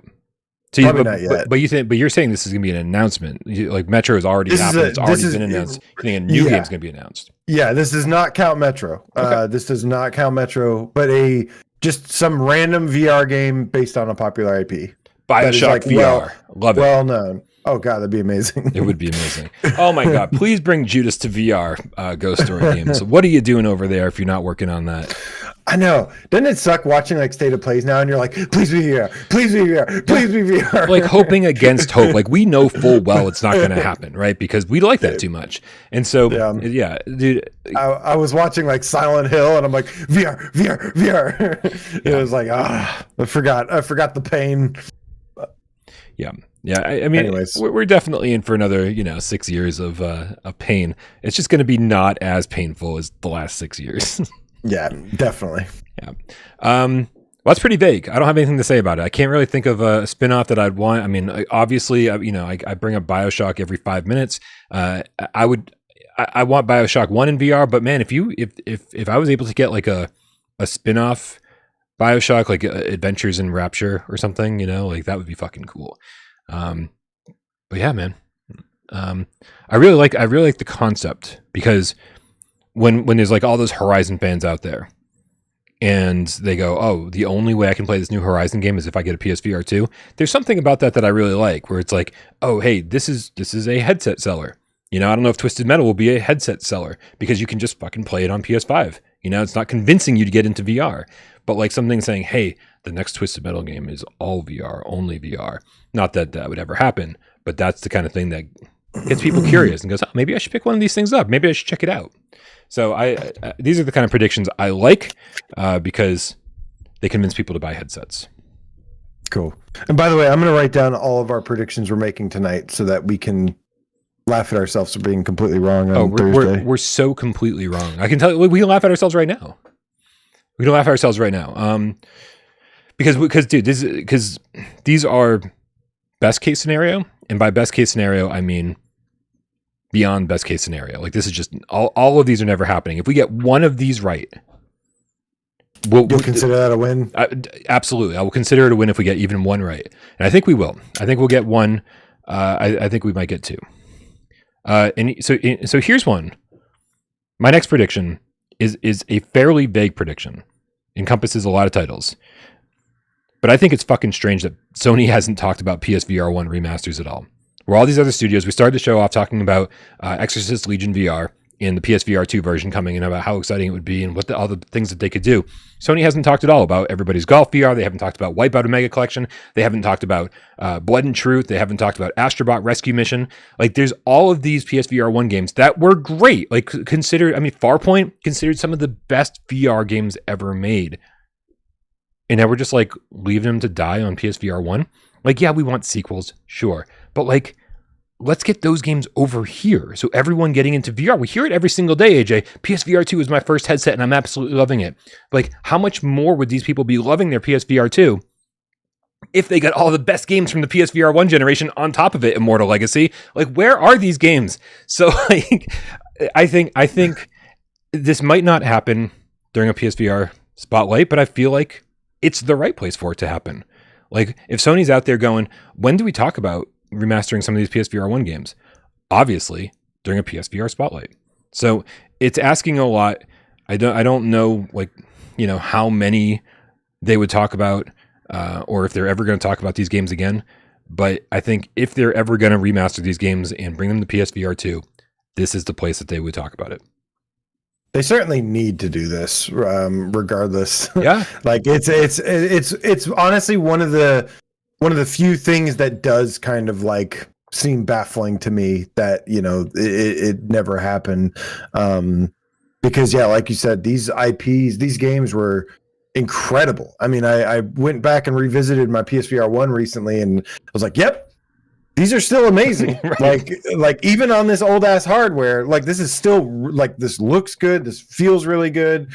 And yeah, that's one of the few things that I think still kind of baffles me to this day. And yeah, that's, you know, you have all these remasters and whatnot happening, but you want to see that from like the Sony first party games. You want to see Blood and Truth. Right. Like they really, you know, that I think that was the big thing. We always said it's okay for them not to be backwards compatible if they remaster these things. And sadly, that's where Sony dropped the ball big time. They didn't remaster Astrobot. They didn't remaster Blood and Truth, Wipeout, Farpoint. That was probably one of the biggest misses. Rush of Blood that they had here, biggest whiffs. But you know. Again, I blame the leadership.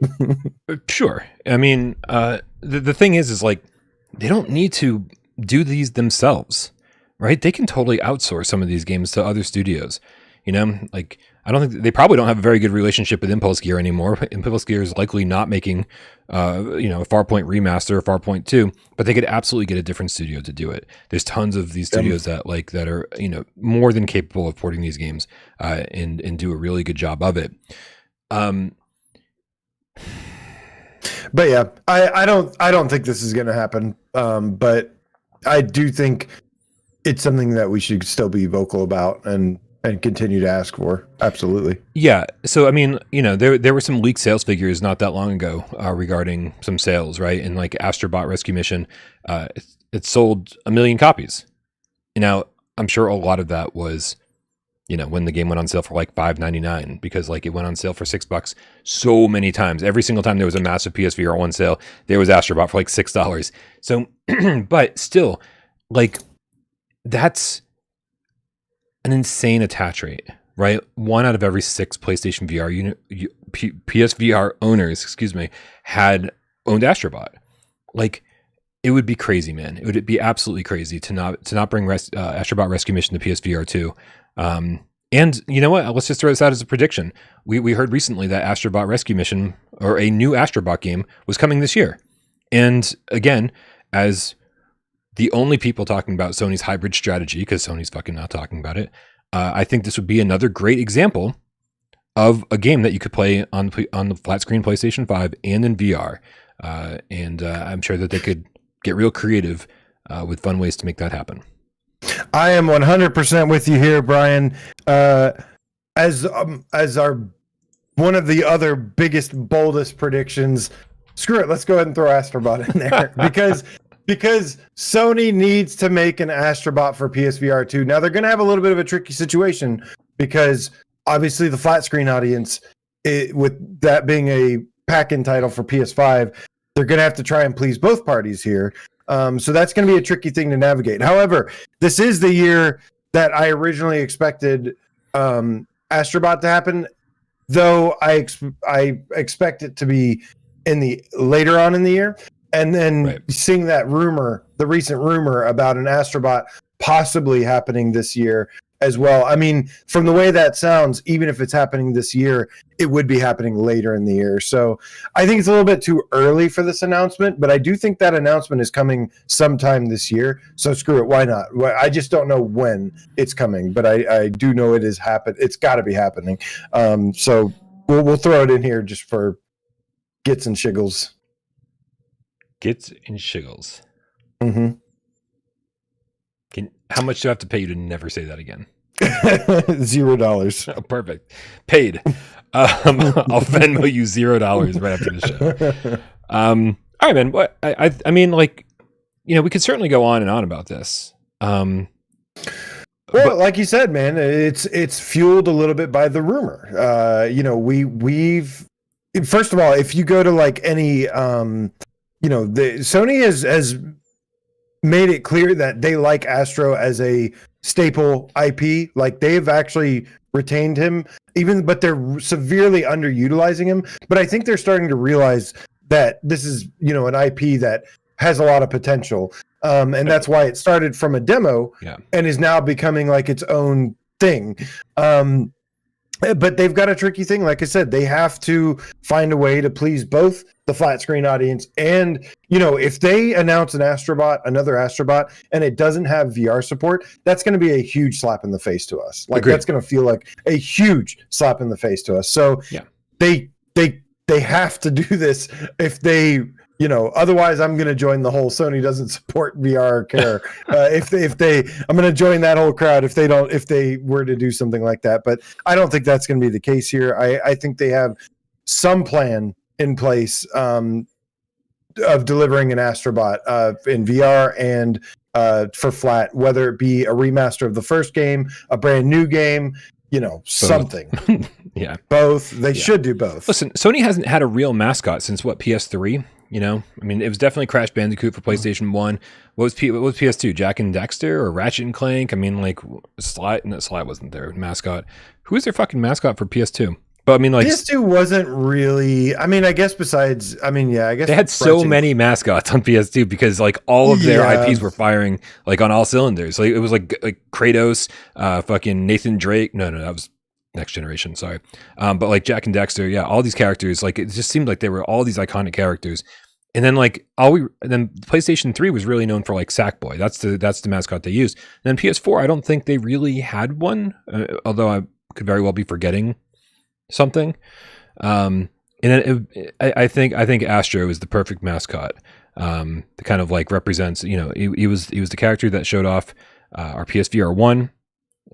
It's Sony's Mario, man. Why wouldn't you take advantage of that? You'd have to be the worst business people running this company to not see the potential and the value in Astrobot. You literally have a fucking Mario right in front of you in your stable. Yep. You have a Mario, and if you don't utilize that properly, like, you deserve to be fired. Funky Slash says Gex. Don't forget Gex. Yeah, the 3DO mascot was definitely not our mascot. That's for sure. The 3DO mascot that died on the PlayStation and then 64. Yeah. The second two, the Gex 2 and 3 were pretty good. Anyway, I like Gexes. Yeah, I don't like the first Gex game very much. I don't think that was a great 2D platformer. Anyway, what was the point? The point is as you said, this is Sony's Mario. If they choose to use him, he was the one that showed everybody how to use the DualShock, and I mean, like, just the DualSense controller.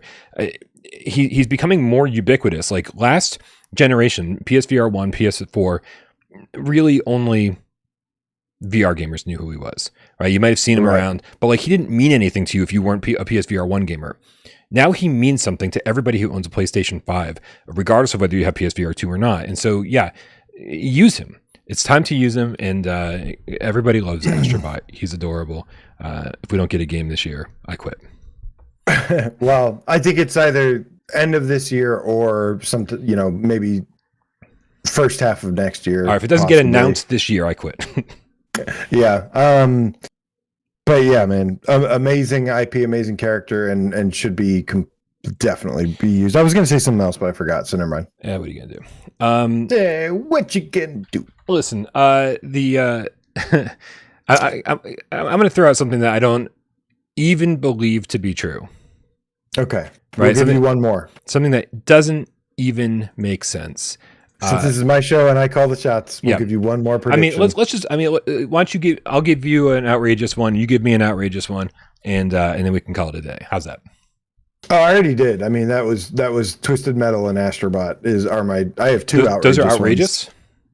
Yeah, I think okay. Twisted Metal. Yeah, those are my bold predictions.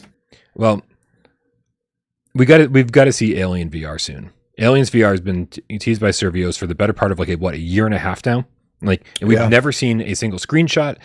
We were supposed to see something from like Comic-Con or something like 2 years ago, and like dude got COVID and like didn't go, and that was their excuse for saying we're not showing it off at Comic. It's like, it feels like they were ready to kind of to start hyping this game up literally a year or two ago, and then we haven't seen anything about it.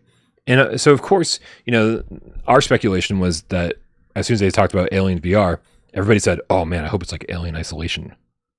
And then they were like, "That's not at all the game we have planned."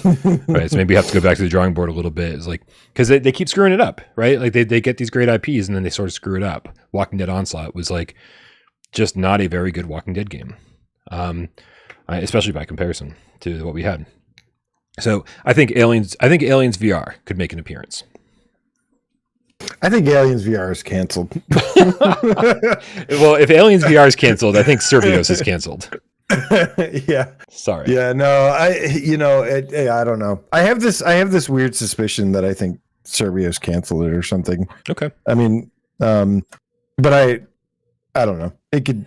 The evidence that we have should say otherwise, but it certainly seems like it's canceled. Okay.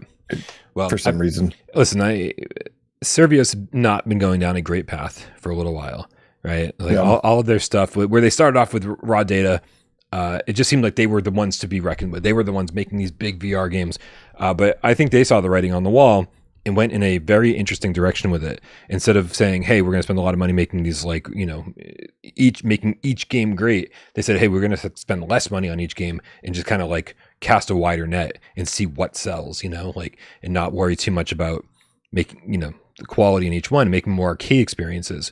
So I don't think either strategy worked out very well for them. So I think this is kind of like this is like do or die for them. And I could be wrong. Maybe the financials over at Survios are great, and like we just have no idea that like these games keep selling despite the fact that like maybe they're not reviewing great, right? Electronauts is like sort of like this weird cult classic at this point. It's like no one talks about Electronauts, but everyone who's played it absolutely loves it, right? So like I don't know, maybe they've got so many games out that like it's paying the bills regardless of the quality. I don't know. Maybe. I don't know. Oh, I don't know. All right. Any more predictions before we wrap this thing up? Nope. But that brings us. So our official predictions for Oh boy, Thursday. Which, by the way, we're going to be again. I've got work off. Brian and I are going to be ready just in case anything starts to go down. We'll be ready to go live bright and early because those spotlights do sometimes happen kind of early. So we're going to have to wake up way earlier than we like to.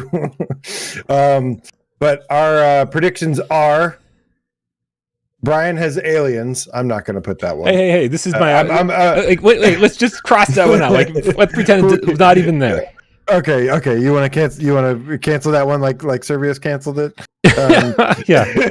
Okay. So our predictions are our bold prediction. Okay. One of our bold predictions is Astrobot being announced in some form. They're all kind of bold. Which could kind of technically go with PSVR 1 remasters. Sure. That's so we'll count that kind of in a bubble. Aces of Thunder release date. I think that's a pretty safe one. Mm-hmm. A third party IP. Excuse me. A third party game VR game based off of popular IP. That's medium risk. That's pretty specific. I'm actually surprised considering that, like I said, that's pretty specific. I feel like a less specific thing would have been to say, hey, here's a third party hybrid game, right? Here's a third party game that everybody loves, and Sony paid them to make it VR, right? And so I feel like maybe we should throw that on the list because I feel like that's more likely than than your third party spin-off built from the ground up. Yeah, a third party. No, but that's it though. That's got to be part of the prediction. Okay. And I will take that is a third party popular IP that is built for VR. This is not a hybrid title. This is another spin-off like a Metro. Spooky Yuki in the chat says Returnal VR mode. Put that in on as one of mine. Add that to my list. Get rid of aliens and add Returnal VR. God, I wish. Okay, so we've got Astrobot along with maybe some kind of PSVR 1 remaster. Aces of Thunder, third party IP, popular IP. Wanderer release date is what you said? Yeah. Okay. I have a feeling we still got a ways to go. That's a pretty, medium to safe guess there, prediction. And then finally our biggest, boldest prediction is Twisted Metal VR. Oh man, I am loving everything that people are saying in the chat. Eclipse DJ says bold prediction: Resident Evil 2 VR mode. My god, dude! How long after we got Resident Evil Village did they announce that Resident Evil 4 was going to have a VR mode? It was pretty soon, right? They were at the same time. Really? Yeah, they announced Resident Evil 4 remake, and then at the end of it said VR content and development, and then proceeded to announce Resident Evil Village like right after it. Really? Yeah, VR mode. Wow, I should say. This. I've apparently. Dude, the first state of play for PSVR2 was really good. Like it was, and then it was just back to what they usually do. But wow. the first one was pretty impressive. Well, I mean, definitely was wondering how long it would be before we hear what's next from Capcom. But I mean, it's been. I think Capcom deserves a little break. I'm okay if they need a little break. I mean, yeah. Oh, absolutely, absolutely. But like, as long as they get back to work after their break. Yes, true. Because they gave us 2 AAA Resident Evil games in year 1. Yeah. That's amazing. I'm with you. Not too long of a break. and now that we know what a third person Resident Evil game in VR in first person now looks like, I'm so down. Like, bring all of those over. Yeah. Give me the third person climbing, backflips, whatever. I don't give a shit. I'll take it over nothing. It's way better than the VR mods. Good God, I've played the VR mods. They are fucking terrible. Maybe I didn't play the right thing. I don't know, but maybe I need to mess with it more. But good God, what I played for the VR mod, I was like, maybe I'm spoiled because I've played Resident Evil 7, Resident Evil 8, Resident Evil 4 on PlayStation, and they were done by Capcom. But those the VR mods pale in comparison to those. Pigaholic 115, which good for you. um, says, I predict that Phasmophobia ain't going to come out for another 2 to 3 months. Could very well be true. By the way, but I played Phasmophobia for the first time on my Steam Deck last night. Played it with Sonic. Yeah? Yeah. Not a game I want to play on my Steam Deck. I want to play that in because you need to be immersed more. You need to be immersed, right? And so either play it on a gigantic television where you really see everything clearly, or VR. And so I don't think Steam Deck was the best place to play that. But I do think my theory here, and I think I probably brought this up on GameScast before. The team over at Kinetic Games, they've brought up, the need to optimize things before releasing the game on console, like specific maps that don't work well. And who, the ones who would get really gung ho about that are Sony, right? They're trying to get this thing out on consoles and PSVR2. Like, I don't think Sony's gonna, like, Sony or Microsoft are gonna stop them and go, oh, your frame rate's dropped in the console flat screen versions. No, Sony's gonna be the one to stop them because of the PSVR2 version. So I think it's the PSVR2 version that's slowing this whole console release down. And so I think maybe, I don't know, like we could totally see Phasmophobia as part of this, like, showcase spotlight. It would be awesome. It would be awesome. But again, that's we know why that's been delayed, and that's because their studio caught on fire. So I'm giving them all the time they need, because that's a really unfortunate situation, going from being ready to launch a game to our studio burned down and we have to kind of like reset. And for sure, but they've given us updates since then, and it has nothing to do with our studio caught fire. Like it basically just sounds like that they're trying to optimize and rework certain maps.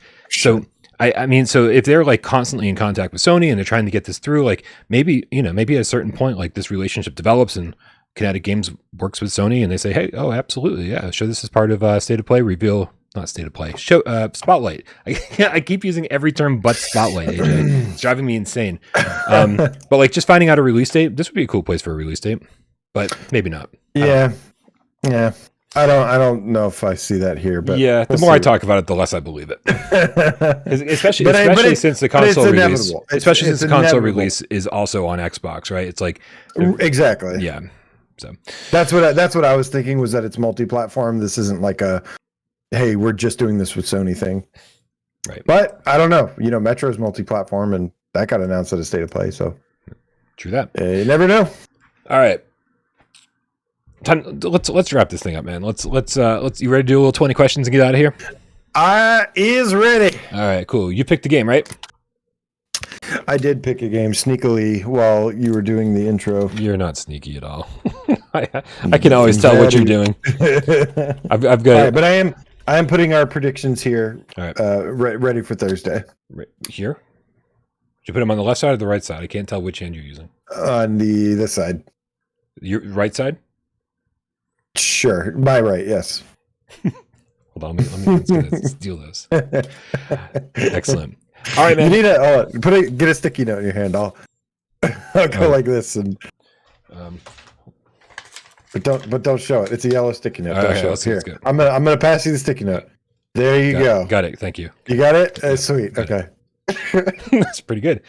All right, guys, you know how this works. AJ's picked a PSVR1 or PSVR2 game, and we only have 20 yes or no questions and only 6 minutes on the clock to figure out what the game is. So I'm going to need all the help I can get in the chat, because this game's way harder than you think it is. I'm going to tell you right now, sometimes in voice chat over on Discord, click the link in the description below and join us over on Discord. Sometimes in voice chat, we play 20 questions, and we do every game ever made. And we get it, I'd say maybe half the time, but it also takes us like 20 minutes to do it. So this 6-minute timer is the real killer here. But we also don't want to spend the rest of our life playing this game. So I'm going to put 6 minutes up on the clock up on the counter the way that Jeremy likes it. Everyone happy? Did I send that? Yeah? All right, cool. On your mark, get Des. Go. Did this game release on PSVR2? I know it's gonna say no. He's gonna say of course not. I knew it. You're so mean to me, AJ. Okay, so it's PSVR1 only. Did this game release on other headsets other than PSVR1? Ooh. Oh, he's already AJing the fuck out of it. Yes. I don't believe you because of the octave you used. I think it did. Yes. Okay. I mean, I think it's technically playable on another headset. Maybe. Okay. We're gonna go Scott's PSVR GameCat for Life. Does it have, ready for this? Dinosaurs, zombies, robots, cowboys, ghosts, ninjas, dragons, monsters, or clowns? That's 9 things. It has one of those. Oh no! All right, guys, we get. Does it have zombies? No. Does it have robots? No. Yes, that's 5. We figured it out, guys. Okay, so it's got. It's a PSVR1 only game that came to other headsets. So it's not PSVR2, but it does have robots in it. All right. It's a horrible hint, but okay. Does it have full locomotion? Oh my god! Did you play this game? I did play this game. That's not a question. It technically has full locomotion. I'm sorry. I'm back to AJing the fuck out of things again. I didn't want to. Okay, moving on. Okay. It's not the hardest thing in the world, I swear. Okay. Was this a launch title? No. Okay. Sorry, it's not Wayward Sky Looper. No, Scraper definitely has full locomotion. But thank you. I appreciate it. It actually technically both does and doesn't have full locomotion. I don't like which I know doesn't help you. I don't like you very much. Is this game okay? Is it on rails? No, it's not on rails. Okay, there goes Archangel, you guys. Is it a shooter? Are you mostly shooting guns in this game? You are mostly shooting guns in this game. I'm really going to try to help you out here, I promise. I think the time for that is past. Okay, Tatum is wondering if it's a wave shooter specifically. It is not specifically a wave shooter. Okay, so it's not a rail shooter. It's not a wave shooter. It's just a regular old shooter. But there's going to be some locomotion conversations to be had. So Doom VFR is, that's full locomotion. No. Well, I guess if you're using the DualShock. Maybe? Yeah, I mean, is this based on a popular IP? It is based on a popular IP. You're at 11, by the way. Is the popular IP Doom? The popular IP is not Doom. Okay, that takes care of that. Okay, so popular IP, based on a popular IP. Think of all the popular IPs that got made into VR games for PSVR 1, but not PSVR 2. Is this? We're gonna go with the Fenner here. The Fenner's talking about Iron Man. So let's see. Was this based on Fenner? Hey, dude. Was this based on a Marvel property? It's not based on a Marvel property. Okay, no Iron Man. Sorry, guys.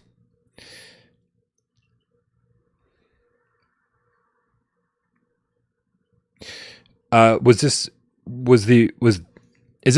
a series originally by Konami? This is not a series originally by Konami. All right, guys. But I like where you're going with that. Yeah, a little bit of Zone of the Enders love. Hell yeah, good guess, Red Sea. Good guess. Good question. Tatum's wondering if you use the aim controller.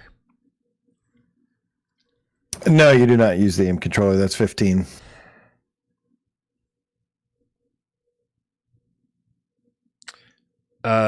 This is is the IP Wolfenstein? The IP is not Wolfenstein. Damn it! I'm 100% relying on you guys. We got a minute left. All right. Are you? Is I'm just gonna keep naming IPs. Is the IP Star Wars?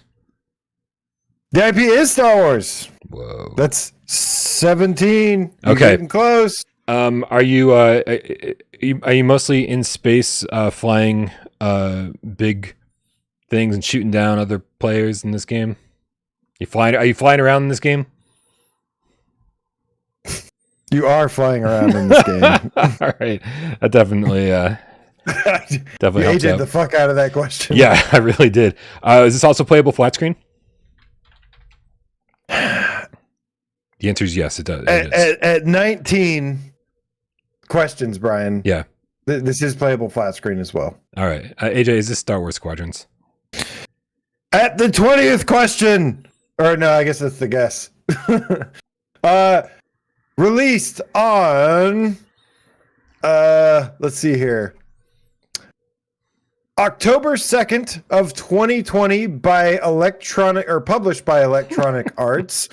Star Wars Squadrons came to us, and yeah, it was pretty damn good. And people really want to see this game remastered on PSVR2. It was EA Motive that designed it. And fantastic game. Same Supports team the as Otis. Dead Space. Where it's like, same where's team that made Dead Space VR Motive? Come on. Good man. job, Brian. Good job, Cats. Yeah, thank you guys. Really appreciate it. I could not have gotten that one without you. This is how crazy it is. I feel so removed from the PSVR 1 library at this point that like it all just feels so long ago. That like as soon as the PSVR 1 game, this is why AJ picks PSVR 1 games, because he knows it's harder for me. My memory's garbage at this point. You started it. I did. This is I will say. Although there's enough games on PSVR 2 now where it can kind of be difficult. For sure. This is certainly not, I wouldn't consider this hard mode. Like this was a major IP, a major game, always hit our top 25 list, very high on the list. So it's certainly not something that I shouldn't have been able to guess. There are definitely robots in like Star Wars R2D2. Oh wait, exactly. Are we not? Are robots there's not like, robots and androids or droids different things? There's got to be some robots standing around in the game somewhere.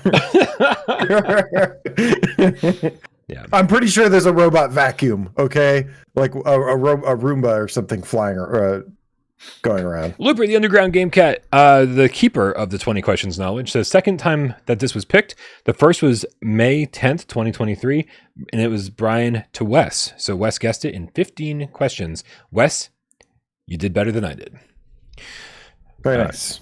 All right, guys, it's time to get out of here. This is going to be an action-packed week. Like I said, I'm actually reviewing Ben VR just to get back in the review game, just to get kind of like, feel like I'm being productive. But I've also got a video in the works for Thursday. It sounds like AJ and I might be live streaming Thursday for the 1 year anniversary. So there's a lot happening right now. So thank you guys for being here. Make sure you subscribe and do all that stuff so that you can, join us for all the different things that are happening this week. Thank you, AJ, for being here. Everybody go subscribe to AJ on PSVR Underground with the link in the description below. Are you about to say something? For more Legendary Tales action? Is that what you're going to say? Yeah. Legendary Tales Underground. Yep. The LTU, man. It's our favorite place to hang out. But thanks to everybody who helps the channel run, including our moderators who just work tirelessly over here and over on Discord. I love you guys so very much. Rhodey for putting timestamps into the show after the fact. Rypop for getting this up on podcast services of your choice. Also, everybody who helps me financially by either being a member here on YouTube, by being a Patreon supporter on patreon.com/withoutparolegames. Everyone who tips during the show. Everyone who hangs out and shoots the shit, tries to keep us entertained in the chat while we try to keep you entertained. Everyone who helps out during 20 questions, and everyone who sits back and watches the show and doesn't say a goddamn word. I know you're out there, because I used to be one of you, if you can fucking believe it. Years of watching Beyond and Kinda Funny and all sorts of YouTube channels, never saying a goddamn word. And guess what? We love you just as much.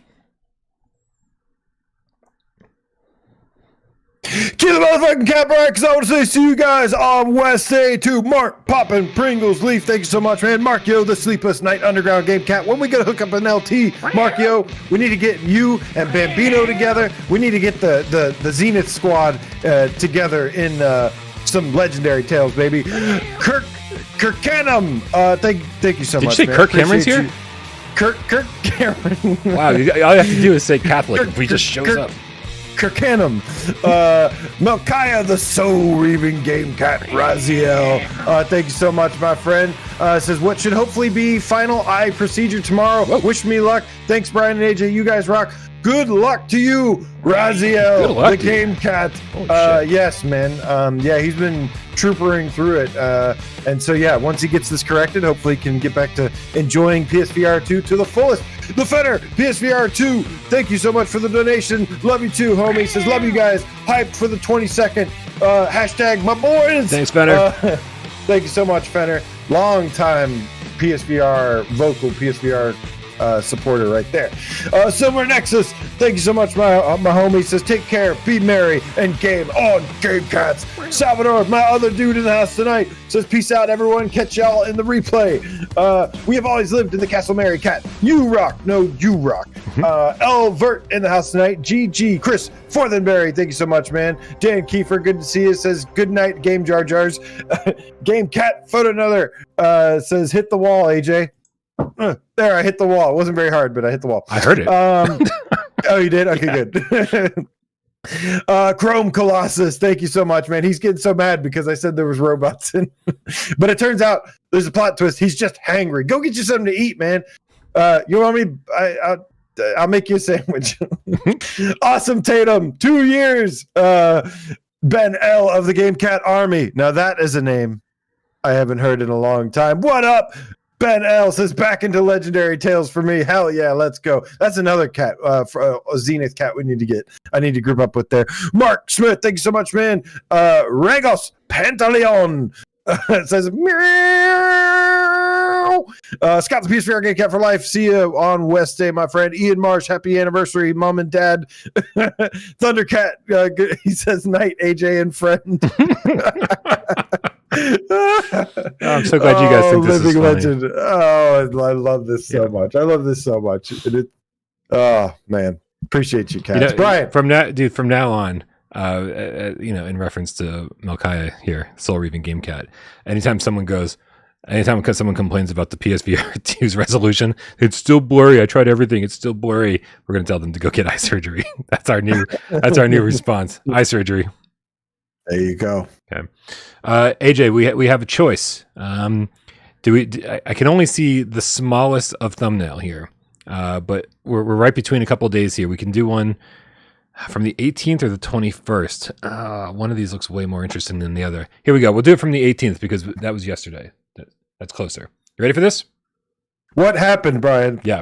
On this day, 2 years ago, let's on see. PSVR GAMESCAST Live. February 18th, 2022. Here it is. Oh my God. What is Cloudhead teasing with Pistol Whip Encore? Also, does No Man's Sky look better on Pro? We were really scraping the bottom of the barrel, weren't we? Oh yeah, this is where we're into that like darkest of times era. Like, how did we even do a show with the era? Yeah. Like this went on for 2 years of just scraping the bottom of the barrel. Wow. What was I don't even remember what Pistol Whip Encore was.